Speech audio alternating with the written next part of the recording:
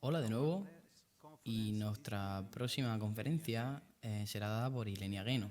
Ilenia forma parte del the European umbrella organization voicing older people's needs and concerns. Ilenia is in charge of the overall coordination of age European projects and works directly on European projects related to universal design, health and eHealth, accessibility, new technologies. She roots for a genuine user involvement in projects and for their ethical implications. She is, moreover, active in disseminating the project's results with the goal to bring scientific evidence to European policymakers and stakeholders. She currently works on the following European projects. Pharaon shapes a smart digital solution for aging well. Dreamlike neighborhood, older people's contribution to society. We want to thank Ilenia for being here with us, and you can start your conference when you wish, Ilenia. Thank you very much. Thank you for the invitation and thank you for the presentation. I'm delighted to be here at this forum for Pharaon and on behalf of Age. Indeed, already my screen, and I hope you can see my next slide, in which I would like to briefly present you Age platform. You've done already. Thank you very much for the introduction. We are a members-based organization whose secretariat is based in Brussels, so my greetings from Brussels today. Our network is about as the size of 110 members all over Europe. Our members are associations of and for people age 50 plus. And we have been set up since 2001 to voice the needs and concerns of older people in Europe for fostering the vision of age equality and a society for all ages. And this year we celebrate our 20th anniversary. And here is a little recap of what we stand for. For seeing aging as an opportunity rather than aging as a burden, as a challenge, as a continuous problem for society. And we preach also for a rights-based approach, reverse to a needs-based approach that sees older persons always as passive, always as in need of care, in need of different needs rather than active citizens with full rights that should enjoy their full rights until the very end. We also stand for a life course perspective because we are all aging since we are born. So aging is part of our daily life, and we should embrace indeed a life course perspective, a continuum in our aging path, so to say. And this goes along with our fourth point, the intergenerational fairness, because we are not aging in silos, we are aging together in a society, together with other ages. And last but not least, we stand for self-advocacy. We want older persons themselves to take the floor, to share their ideas.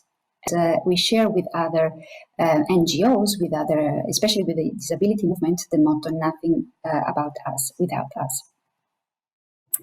I would like to jump immediately on what I consider being my today's take-home messages, if you wish. So probably that might be helpful. The first one is that our diversity is an asset, and we should really nourish it. And so I would like you to zoom on older persons for a little while during this presentation. The second take-home message regards ageism, which is the most widespread form of discrimination, and it does also affect research. And so we put some of these issues under the spotlight. And third point is that if we have our diversity and we nourish our diversity and we subtract ageism, so the set of prejudices, discrimination, and stereotypes around aging, we could have a society which is better, inclusive, and more equal. So to dive into the first topic, I would like to address you a question I've been addressed several times, like who is old and what is age? Well, we all have our own reply because we all have been aging since the day we are born. So it's indeed, as I was saying before, a continuum is a process. And it's rather hard to define who is old. It depends on our genders, our differences, our abilities, our disabilities. It depends on when and where we have been raised, our environments, our settings, our socioeconomic status, our life experiences, the families we come from, the experiences we've done in life, whatever we come across. So it's still really a diversity of older persons that we have. And so it's a little bit nonsense to ask what older people want, because older people, well, are very diverse, as in every single age. But what should be maintained and what should be always kept in mind is that regardless of our age, we are all equal in dignity and in rights. Our rights do not diminish with age, although, unfortunately, it seems so, and it's practiced so. I will dive into this in a second. And to come back to the diversity of older persons, I really love this quote. It's dated 2010, so it's not new. You will see that things have not been changing much since a decade ago. Angela Crisel was one of our experts, and she gave to us this very powerful quote. She said, older people are a totally heterogeneous group, and that's a vital point to learn. You have those who continue to decide on their daily living, and those who, at the same age, have given up. You have those who will grasp the remote control and flick through the channels, and those who leave it in the drawer, preferring to push the button. So you may say that technology, in the meanwhile, perhaps we may now use some metaphorical tools related to smartphones or tablets or social media activities instead of referring to the TV, but still, the quote is very actual and it says a lot about, indeed, who is old. And I would like to shed some light of what are some of the experiences older persons have been sharing with us in their views of technologies across the year. These quotes that you see from another European project called Home Sweet Home, and they date back to 2014. But it's very funny because despite the time goes by, you will see that most of these quotes are very actual. I can read them for you. The first one says, I like reading more than using technical devices, and that was the perspective of a 78-year-old woman from Antwerp in Belgium. Another one said, some of my friends have smartphones and they can get all this information on it, and I regret not being more knowledgeable about technology. And this came from a male, 80-year-old from Louth in Ireland. A third quote said, technology is good if people are given the equipment at the age where they can learn it. But if it's a problem, it wouldn't work. Some people are afraid with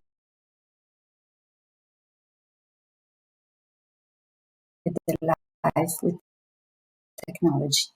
And last, I only device when I'm to visit. You some detective and different relationships to technologies.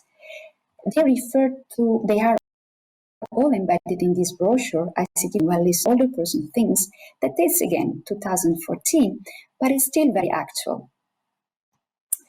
And to show you so, if the technology allows me, let me check if I can show with you this video. It's without,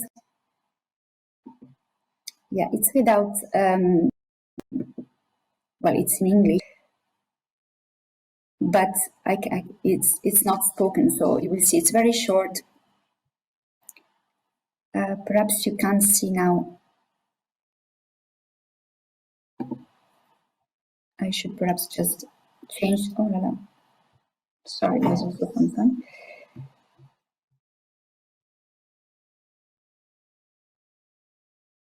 I can stop share this and share another window. Hope you can see that.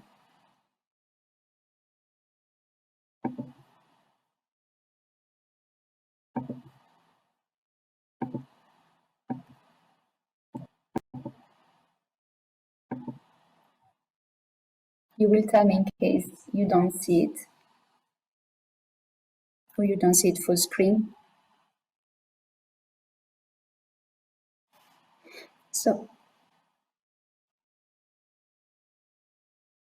this story is the story of a man who is recovering from an illness. And you are seeing that he has breakfast. Englishman, he's having his salty breakfast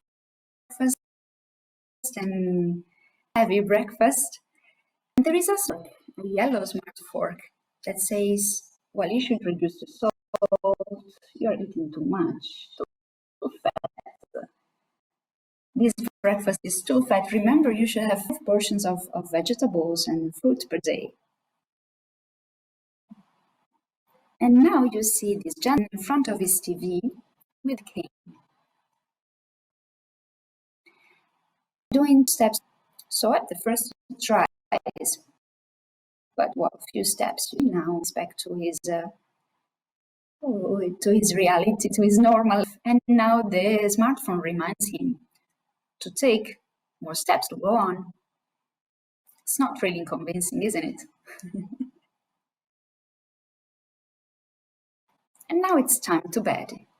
In the background, television is on, but the smartphone says that it's time to go to bed. Well, the gentleman follows the instructions. Of course, it's not for him the time to go. Minutes later, bed, and he's again in front of the TV. But the smartphone keeps on reminding him that he should be bed. The following morning, you can see that the smart fork, the yellow one, is not used. For lunch, he gets notification from his smartphone. And the son queries, but Daddy, are you having proper lunch? Then it's time for the walk.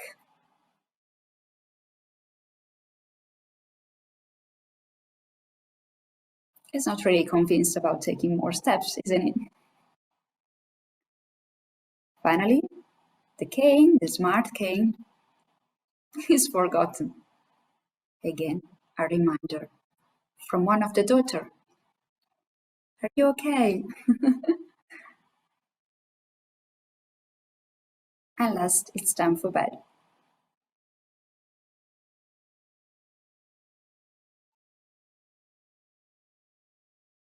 And a reminder from one of the sons or knowledge to go to bed. And here comes the switch. Now you can see that the smart fork is on another plate full of vegetables. So according to smart, the man is eating very well, excellent nutrition. He got his rate of 5 vegetables and fruit per day. Well, now it's the time for the smart walk. So you see what happens. The cane is given to somebody else who is making the right steps, the recommended steps. It's halfway. And now the cane is back. And the guy is surrounded with a beer. Well done. Goal complete.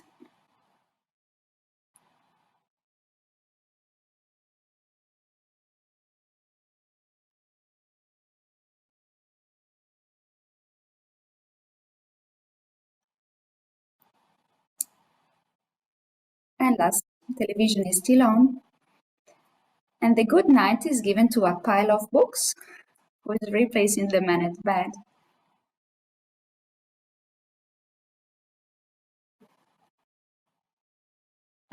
Well, this was the video. And sorry, now I will switch off and on again to share. If I'm able to. Okay, sharing and back to my presentation.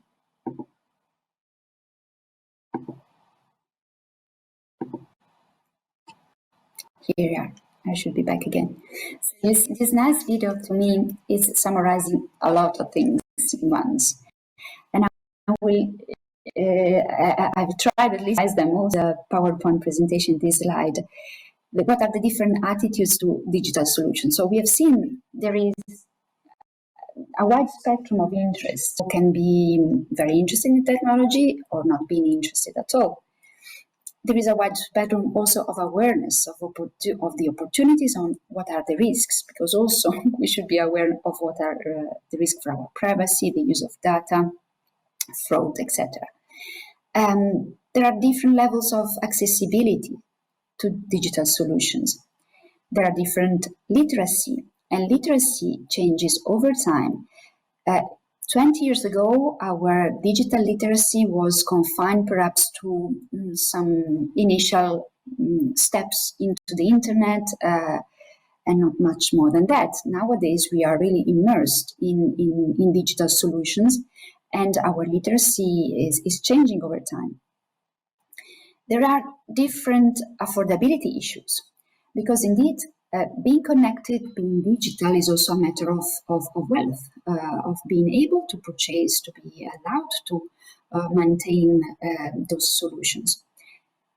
There are also different levels of support. People may need more technical, others may just peers, others may be very much able to perform well without any support. And there are different feelings. We can feel very dependent from technologies. We may feel we are subject to fake news. We may feel that technology is an intruder in our homes, or we may feel that, on the contrary, it keeps us abreast with what's going on in our society. It keeps us up to date with some news included in a social circle, etc. And last but not least, there are different levels and perceptions of ageism. Sometimes we perceive that the tool is for young, and so reversely we consider that we are too old for something. So you see, all these different attitudes impact on the trust and the confidence that we can put on digital solutions, and therefore impact on the uptake, whether we go for using one solution or another or not. And now I would like to spend a little word about ageism, this which I picked it as the elephant in the room. Everybody, especially after a certain age, experiences ageism, but so far is not really acknowledged. And it's indeed the most widespread form of discrimination. You see here the quotes: 42% of European perceived discriminations due to age as very or fairly widespread in the country. And it is indeed affecting everyone and everywhere. WHO was calculating that children up to the age of 4, they already perceive different ages in their culture, how ages different ages are depicted, are presented and stereotyped in their culture, and they are able to replicate and to internalize those stereotypes since the earliest age. So it's something, ageism, that we bring with us along since our early age. And it is as harmful as other forms of discrimination. WHO has already calculated that ageism impacts on our quality of life, health, impacts on our mental and physical health. We tend to live very poorly on those sides, up to shortening our lives of 7.5 years. So it's really, it has serious and evident effects. So ageism requires a change of mindset about aging especially. And the UN, United Nations Independent Experts on the Enjoyment of All Human Rights by Older Persons, said, unlike other forms of discriminations, ageism is socially accepted and usually unchallenged because of the subconscious internalization of ageist prejudice. And this is indeed one of the aspects in which I'd like to focus more today.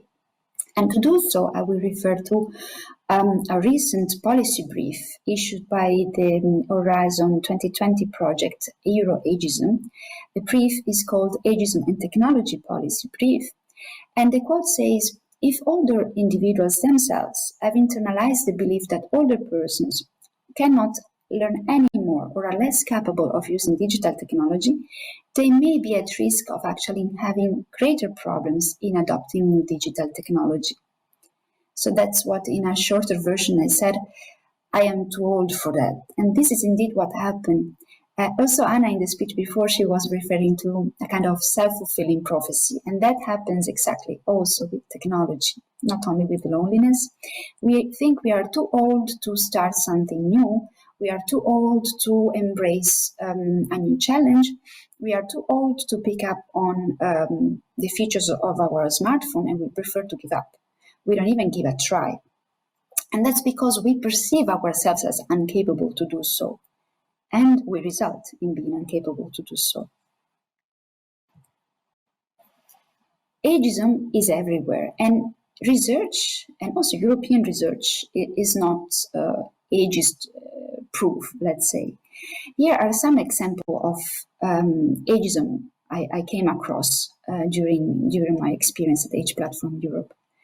One of the first is that older persons are presumed not to be interested or technological competence. So there is always the assumption that yes, we could do a nice workshop with older persons because, well, we can teach this and that, assuming that older persons are really a homogeneous group in which no one is really interested in technology and no one is really skilled in technology. Another ageist example is about data gathering, and unfortunately, even Eurostat does not provide sometimes statistics for age above 74. It is like if after having blown on our 65th birthday cake, we kind of disappear. If we are 66 or 67, we are no longer part of some statistics. We are no longer part of some user groups because the age range has been fixed until 65. So we become invisible after a certain age, and this is ageism. Another example of ageism is a tokenistic research. The fact that we consider that involving older persons is just about ticking a box. Yes, of course, we have been discussing with this, we have been discussing with that, we consulted that association, but at the end of the day, we will still perform research as we would like to. So not taking really stock of what were the exchanges with the people who should then at the end benefit of the research. And then that's a quote of another expert of ours. I fulfill all criteria to join the project's pilot study, but I'm excluded because of my age. The pilot study is open until 75. I'm 77, but fulfilling all the criteria for the pilot study. So it's just because of my age I cannot take part in the study. And then another aspect of ageism is the fact that we tend to exclude those who are less visible, the most vulnerable, the most marginalized, those who will, on the contrary, need the best, the support of digitalization.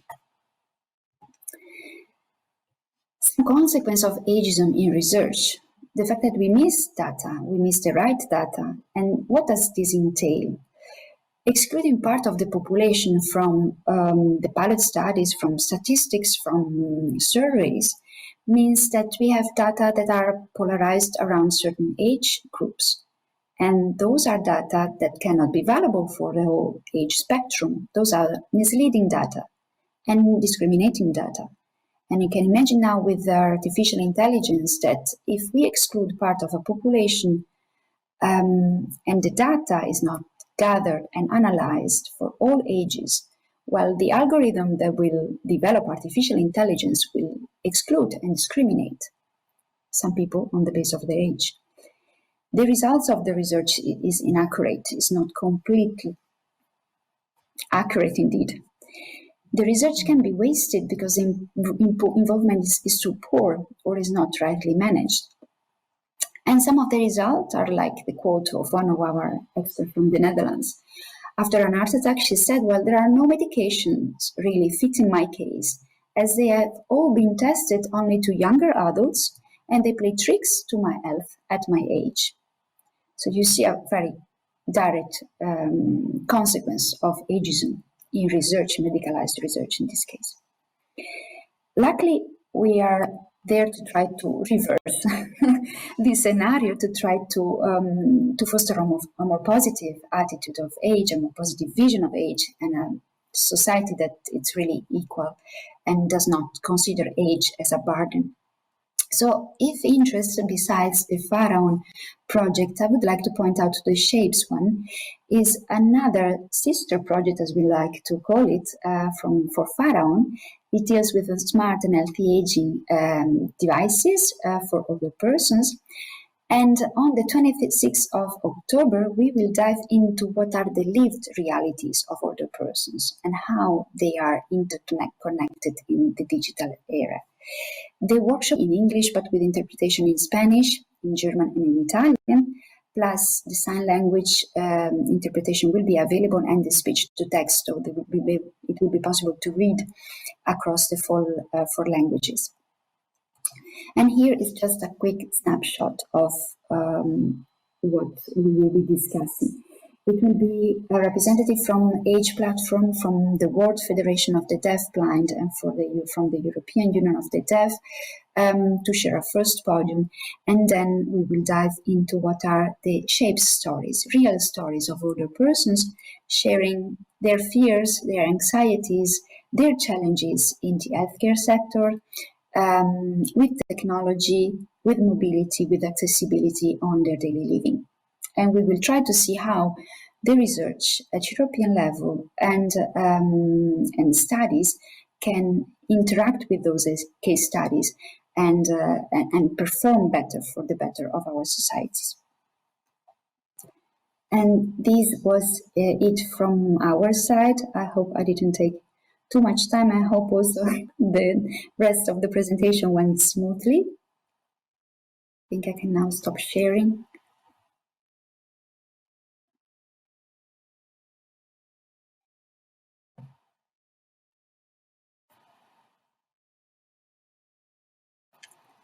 I know there should be some questions, perhaps.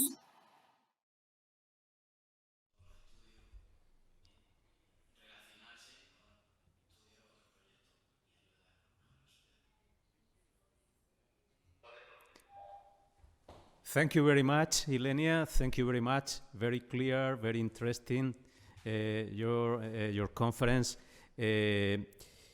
You've been able to speak about some issues that I'm sure, some issues that make us to thinking about or feeling the need to look for some more information. Thank you very much. And now we stop for a minute till next conference.